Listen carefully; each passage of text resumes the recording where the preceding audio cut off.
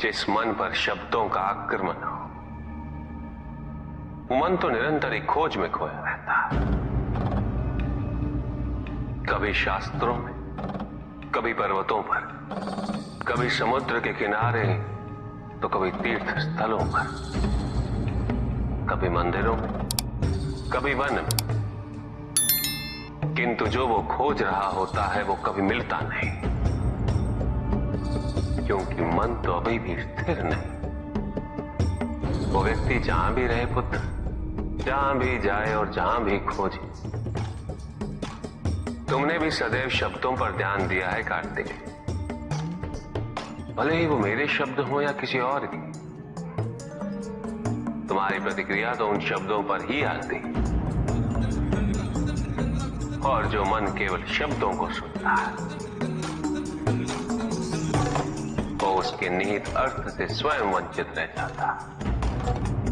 शब्दों की सत्यता को समझने के लिए, उनकी अनुभूति के लिए, मन में शांति के साथ साथ रिक्तता भी अनिवार्य है, शून्यता भी अनिवार्य है।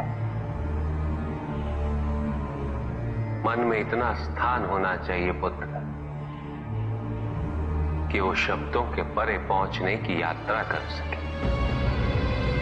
किंतु मन कभी शून्य नहीं रहता, रिक्त नहीं रहता। वो सोचता है कि शब्दों का आधिक्य ही ज्ञान अर्जन है, शब्दों से ही ज्ञान है, इसलिए शब्दों का संचय करता रहता है। मन ये नहीं जानता कि परम ज्ञान तो शब्द अतीत है, एक अनुभूति जिसे शब्दों से बांधना असंभव है।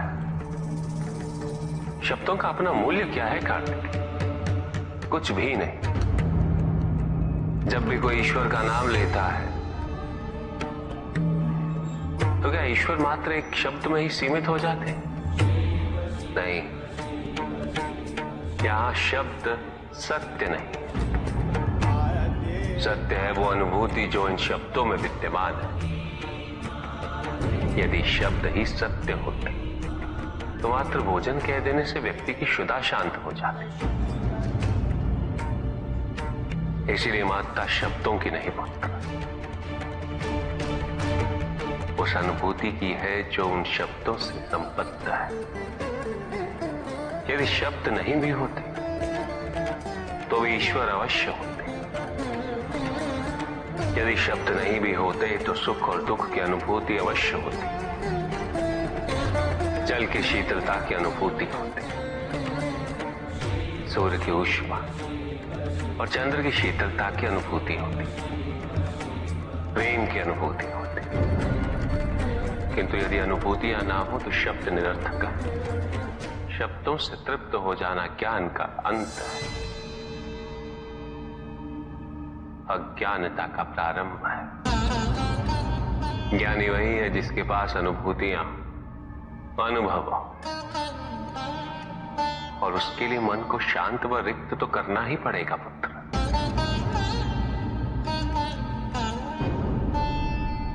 युद्ध किसी व्यक्ति से नहीं गणेश, मानसिकता से होता है। युद्ध में संघर्ष अच्छाई या बुराई का नहीं होता, सभी में अच्छाई है और बुराई भी है पुत्र। युद्ध तो विचारधाराओं का होता है। व्यक्ति अपने पराक्रम पर, अपनी क्षमता पर विश्वास कर युद्ध करता है, और जब उस विश्वास को क्षति पहुंचती है तो सब कुछ निरर्थक प्रतीत होने लगता है। किंतु आपसे पराजित होकर भी लोहितांग क्यों नहीं समझ रहा? उसे अपनी स्वतंत्र इच्छा का उपयोग कर उचित मार्ग पर चलने का प्रयास करना चाहिए। व्यक्ति अपने को खो दे समझती है, व्यक्ति अपने को समर्पित कर दे, छोड़ दे अहंकार को, तो ब्रह्म की इच्छा ही पूर्ण होती है, और अभी भी वही फलित हो रही है। ऐसा नहीं है कि हम उससे भिन्न फलित करा लेंगे, लेकिन व्यक्ति भिन्न फलित कराने में लड़ेंगे, टूटेंगे, नष्ट हो। एक नदी में एक बार बाढ़ आ गई पुत्र। दो छोटे से तृण उसमें बह रहे थे और उसमें से एक नदी में तिरछा पड़ गया और वो बाढ़ को रोकने का प्रयास कर रहा था। वो अत्यंत ऊंचे स्वर में कह रहा था कि नदी को आगे नहीं बढ़ने देगा। यद्यपि नदी तो बस बढ़ती ही जा रही थी। वो फिर ऊंचे स्वर में यही कह रहा था कि मैं इसे अवश्य रोकूंगा, यद्यपि रोक नहीं पा रहा था। नदी को तो उसके संघर्ष का कुछ भी पता नहीं चल रहा था,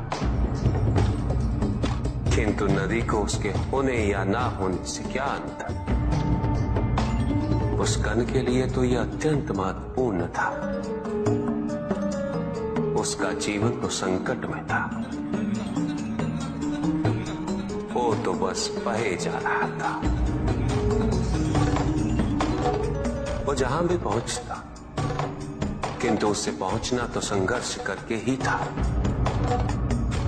किंतु ये बीच का क्षण, ये बीच का काल दुख, पीड़ा, द्वंद्वता का काल है। वहीं दूसरी ओर जो दूसरा तृण था, उसने अपने को समर्पित कर दिया।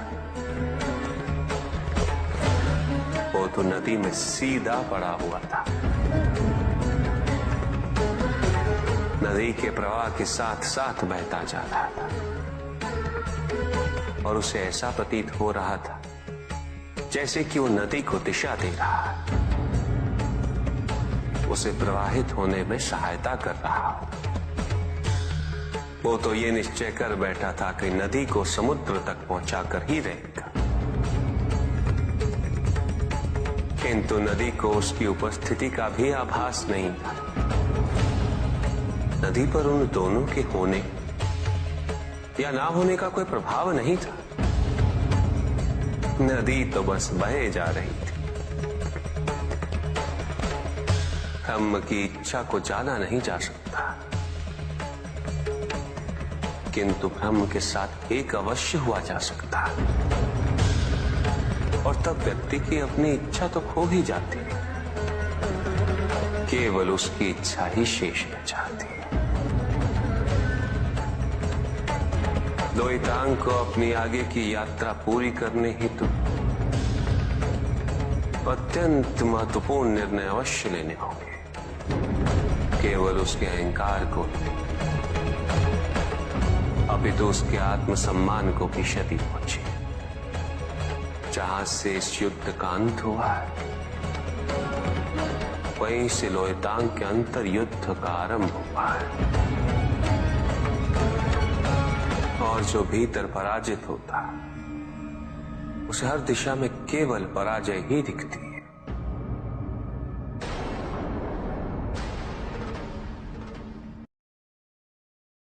एक प्रश्न पूछ सकता हूं? अवश्य ऋषि कश्यप। जहां प्रश्न नहीं वहां जिज्ञासा नहीं, और जहां जिज्ञासा नहीं होती वहां ज्ञान की वृद्धि नहीं हो सकती।